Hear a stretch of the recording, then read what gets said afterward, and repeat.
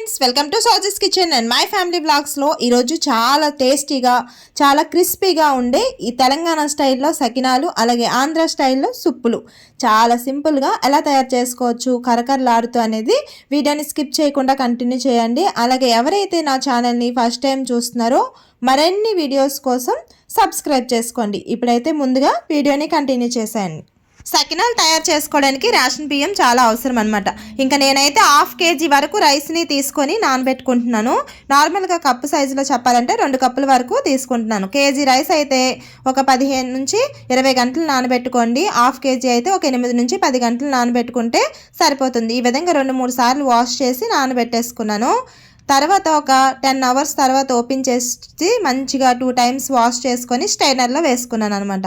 ఈ విధంగా స్ట్రైనర్లో వేసేసి వాటర్ అంతా కారిపోయిన తర్వాత ఒక కాటన్ క్లాత్ తీసుకొని దాని మీద వేసి ఆరబెట్టుకోవాలి. ఒక 10 to 15 మినిట్స్ విడిచిపెట్టేసాము అంటే చక్కగా ఆరిపోతాయి. ఈ విధంగా చెక్ చేసుకుంటే మనకి చేతికి అంటలేదు అంటే అప్పుడు మిక్సీ జార్లో వేసుకొని మిక్సీ పట్టేసుకోవాలన్నమాట. సో ఈ విధంగా కొంచెం కొంచెం మిక్సీ పట్టుకోండి. లేదు అంటే మిల్లుకి ఇస్తే ఇంకా బాగా మెత్తగా అయిపోతుంది. కానీ కొంచెం కొంచెం రైస్ ఇవ్వలేము కదా, అందుకోసం అని చెప్పి మన ఇంట్లో మిక్సీ బాగుంటే ఈ విధంగా పౌడర్లా తయారు చేసేసుకోవాలన్నమాట. పౌడర్లా తయారు చేసుకొని ఏ పిండి అయినా సరే మనం ఒకసారి జల్లించుకోవాలి. ఈ విధంగా చూసుకున్నారు కదా, చక్కగా మెత్తగా పౌడర్ అయిపోతుంది అనమాట. చక్కగా జల్లించి రెడీగా పెట్టేసుకోవాలి. రెడీగా పెట్టుకున్న తర్వాత ఒక బౌల్ తీసుకొని అందులో ఈ తడిపిండిని యాడ్ చేసేసుకోవాలి. ఇందులోనే ఒక 1/2 కప్పు వరకు నువ్వుల్ని యాడ్ చేసుకోవాలి. అలాగే కొంచెం టేస్ట్కి తగినంత సాల్టు, అలాగే కొంచెం కారం వేసుకోవచ్చు, కొంచెం వాము వేసుకోవాలి. కారం అనేది స్కిప్ చేసేసుకోవచ్చు, ఎందుకంటే సకినాలు అనేవి వైట్గా ఉంటాయి కానీ తినడానికి కొంచెం కారంగా కరకరలాడుతూ రావాలంటే కారం యాడ్ చేసుకోవాలి. లేదు అంటే నార్మల్గా అయితే సకినాలు అనేవి వైట్ కలర్లో ఉంటాయి అన్నమాట. ఇప్పుడైతే కొంచెం కారం యాడ్ చేసుకొని ఈ విధంగా కొంచెం కొంచెం వాటర్ వేసుకుంటూ ఈ విధంగా కలిపి రెడీగా పెట్టేసుకోవాలి.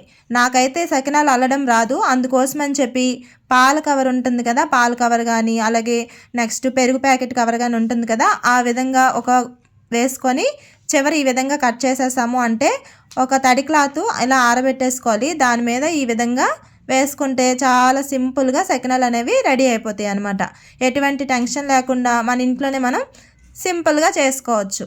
ఇన్స్టెంట్గా సకినాలు తయారు చేసుకోవాలి అనుకుంటే మన ఇంట్లో వరిపిండి ఎప్పుడు అవైలబుల్గా ఉంటుంది కదా, అప్పుడు కొంచెం కొంచెం వరిపిండిని తీసుకొని సేమ్ ఇదే ప్రాసెస్లో కలుపుకొని కూడా తయారు చేసేసుకోవచ్చు అనమాట. ఎందుకు అంటే మనకి అల్లడం వస్తే కనుక అల్లుకోవచ్చు, లేదు అంటే కనుక ఈ విధంగా పాల కవర్లో కానీ పెరుగు ప్యాకెట్లో కానీ వేసుకుంటే చాలా సింపుల్గా సకినాలు అనేవి త్వరగా తయారు చేసేసుకోవచ్చు అనమాట. ఫైనల్గా నేనైతే ఇవన్నీ తయారు చేసేసి డీప్ ఫ్రైకి సరిపడినంత ఆయిల్ పెట్టుకొని ఇలా కొంచెం సూదిగా ఉన్న గరిటెని కానీ అట్ట ముక్కలు ఉంటాయి కదా, అట్ట ముక్కలతో కానీ ఈ విధంగా తీసుకొని చక్కగా ఆయిల్లో వేసేసుకోవాలి.